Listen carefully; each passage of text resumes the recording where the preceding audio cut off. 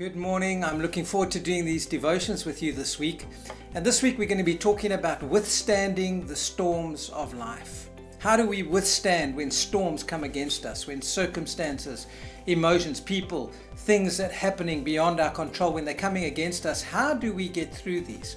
Well, the first thing we've got to recognize in John chapter 16:33, Jesus promised that we're going to have tribulations. I'm going to read out the Amplified.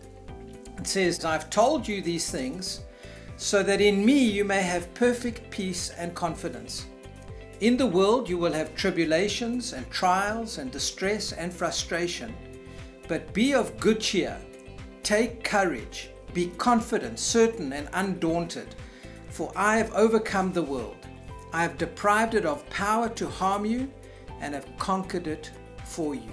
So here Jesus is saying we're going to have frustrations, we're going to have storms, we're going to have these things that are going to come against us, but that we can take courage, we can be undaunted in these things. Why? Because He has overcome the world. He's overcome the effects of these things and deprived them of their power to actually harm you. And I love that.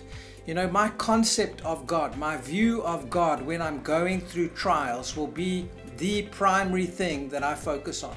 If I have the wrong view of God, if I believe that God is the author of these things, it will be difficult to get through them.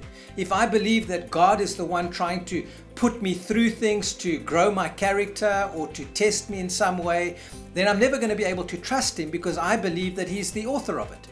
But notice in John 16:33, Jesus never said that He was the author. He said, in this world you will have these tribulations, and while you are going through these tribulations or these circumstances or these frustrations, He said you can take courage. You can know that God is the one who is with you, and you can draw on His peace in the midst of those things, because He's not the one creating storms. He's the one speaking peace to storms.